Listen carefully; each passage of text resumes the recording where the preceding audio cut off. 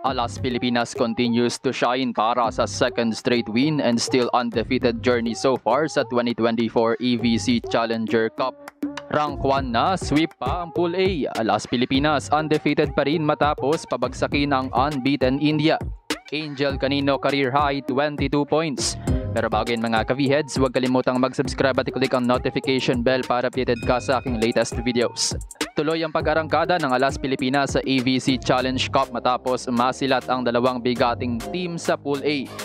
Matapos padapain ang tallest team ng Australia sa opening game in 4 sets, panibagong tall team ang pinataob ng Alas.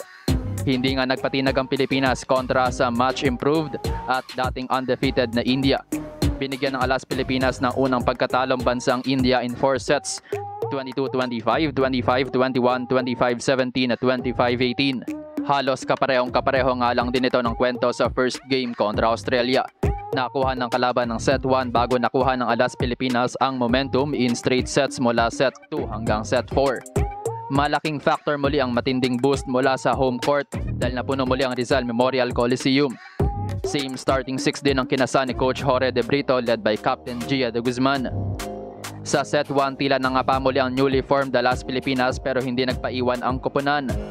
Dala pa rin ni Angel Canino ang kanyang fire mula sa first game win kontra Australia at ang kanyang POG award. Pero nalimitahan naman si CC Rondina kaya medyo kinapos ang team. Nadali lang muli sa errors at kulang na panapos, losing 22-25 sa set 1. Sa second set, bumaba ang errors ng Pilipinas with only 3 unforced errors. Pero slow start pa rin ang ating team matapos lumamang ng India 9-5.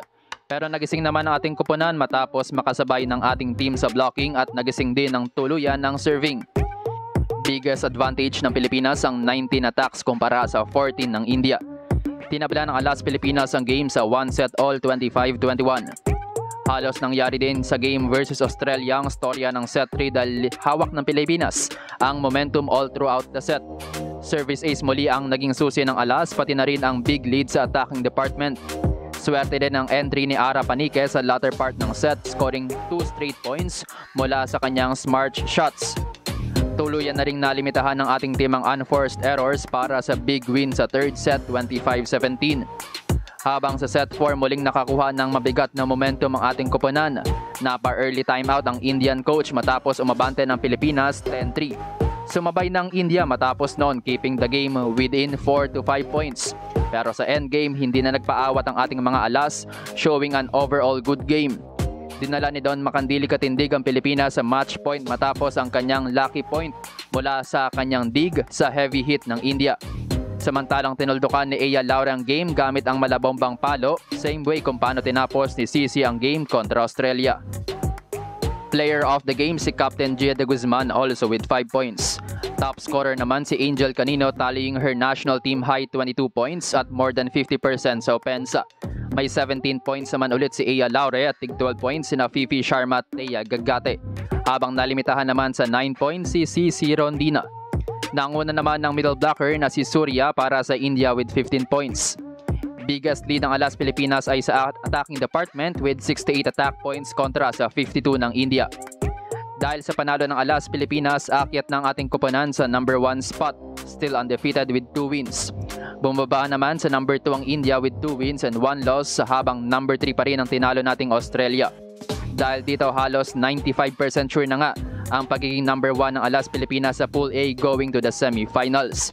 Dahil ang next 2 teams nga nakakalabanin ng Alas Pilipinas ay Iran at Chinese Taipei na winalis na lang pareho ng India at Australia na dinaig naman ng ating team. At kung matuloy nga na mag number 1 ang ating team sa Pool A, mas magiging mataas ang chance of winning ng ating team sa semi-finals. Ibig sabihin lang din ito ay mataas ang tsansa na mag-finals. Pero malaya pa naman doon ang koponan. Focus muna sa next game kontra Iran ngayong May 25, Sabado 7 PM.